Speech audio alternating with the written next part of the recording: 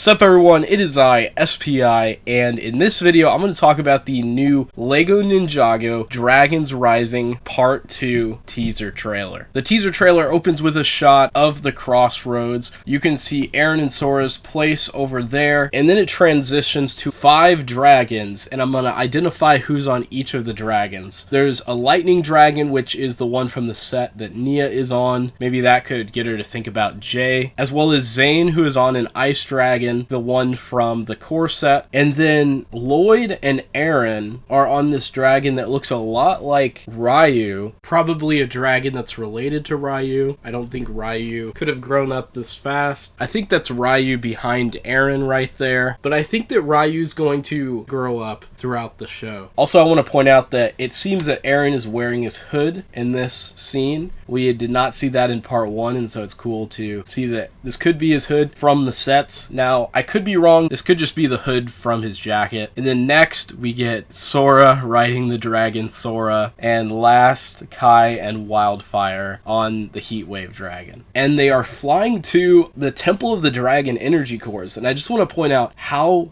close this looks to the set, or how close I guess the set looks to how this does in the show. I just think this is awesome. Like, sometimes in Ninjago, like with the Temple of Light for example, that set is terrible. I'm sorry if you grew up with that set and you love that set, but compared to the actual setting in the show, they could have just done a lot better with that set. And it seems like in this case, it just looks amazing. It looks so much like it. Now, my concern is they're probably going to get into this temple and there's just going to be a lot more to it. And as far as the show goes, that's fine. It's the same case with the Temple of Light. It just means this set could have been bigger. But the set is great. The set is a 10 out of 10. I can't really complain about the set. And I'm just glad that it's in the show as accurate as it can be. And then it cuts to Sora, Aaron, and Wildfire opening the door to go into the temple. And there's some Ninjago letters and numbers on the door. And then everybody turns around. Maybe this was like a joke or something. Like, Kai is like, oh, you have to get a blade or whatever to open the door. And maybe Aaron's like,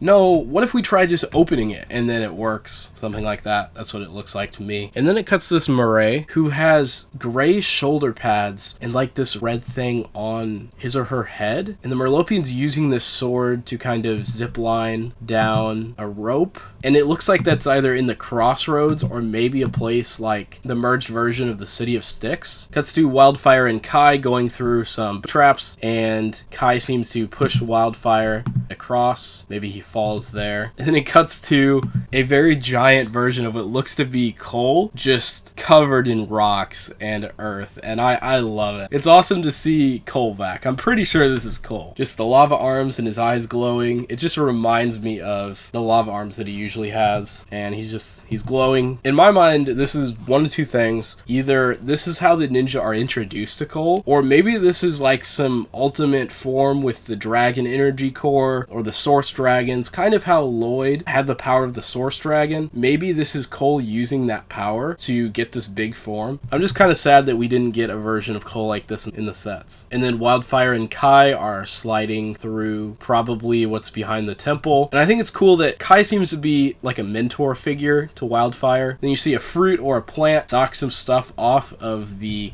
dragon energy core, and so we get our first look at that, which is awesome. Now, this is a new character that appears to be using the pieces from the Legacy Ghost minifigure, except in different colors. That seems like the Legacy Ghost head, but transparent blue instead of transparent green. And then it seems like that torso is the exact same torso for the Legacy Ghost warrior, but in different colors. Fun fact, that's also the same torso that Masked Harumi used. Both of those are based off of the Legacy Ghost Warrior minifigure. And Nia has something on her hand. I think this is probably one of those instances where the ninja could be hit with something and they're like, don't let them touch you. If they do that, like something bad will happen and they might need like some cure or something like that. Alright, and then the second to last shot of the trailer, definitely the most exciting part of it, is a Jin, which is wearing a blue robe, and he seems to be, at first I thought he was orange, but he seems to be red. And upon first glance, you could think, oh, is this Nauticon? I don't think it is. I think this is a new Djinn. It seems like what LEGO is doing with Dragons Rising, it's for both new and old fans. So it takes the old lore that the old fans, like myself, have come to know and love, such as with the Cloud Kingdom, but it presents it in a new way, introducing it to new fans, but also letting old fans enjoy it as well. So like with the Cloud Kingdom, they took that idea that was set up in Possession, but they kind of retconned it. And so I think something similar is going to happen with the Djinn. I don't think they're going to reference Skybound. Honestly, I don't think they're going to reference much from the older show. I think when it comes to the older show, they'll probably reference Wu and the ninja, but probably no one else beyond that. And so I think this Djinn is someone from Ninjago, and Ninjago apparently wasn't completely destroyed, and the merged it with the other realms. And so our heroes are going to run into this Djinn along the way to finding the dragon energy cores. So I have a crazy theory about this Djinn, and it is, what if this is Jay? I mean, he's wearing blue, right? And we know that Jay has had a history with Nauticon. And as I said before, I don't think they're going to reference Skybound, at least that much. I don't think they're really going to talk about Skybound, because what they do in Dragons Rising is they take the old lore, kind of retcon it, they kind of reinvent it. And so I think they might do that here,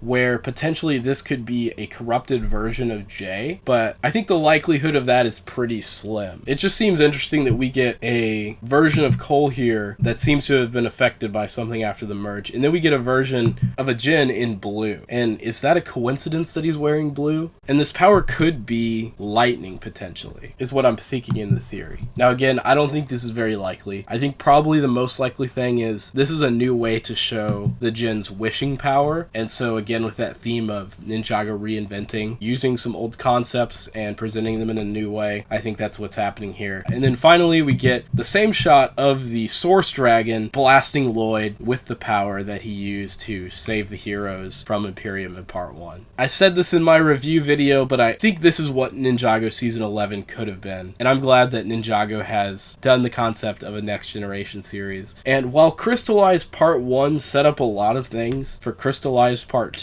and a lot of us were let down by some of the conclusions, I don't really think that's going to happen with Dragons Rising. Dragons Rising has been very consistent in Part 1, and I don't think Doc Wyatt and Kevin Burke are going to mess it up. So I'm hopeful. Let me know what you think down in the comments. What did you guys think about this trailer? Are you excited for Dragons Rising Part 2? Like this video, comment below. I certainly am. I'm going to be starting to incorporate concepts from Ninjago Dragons Rising into my stop motion series that is on my SPI Studios channel. So if you want more Ninjago content, I encourage you to go check out that channel. And if you want to hear more thoughts, I might be making more videos about this on this channel, so make sure you're subscribed and comment below. What do you think about Ninjago Dragons Rising so far? Are you excited for Part 2? And hopefully I'll see y'all next time.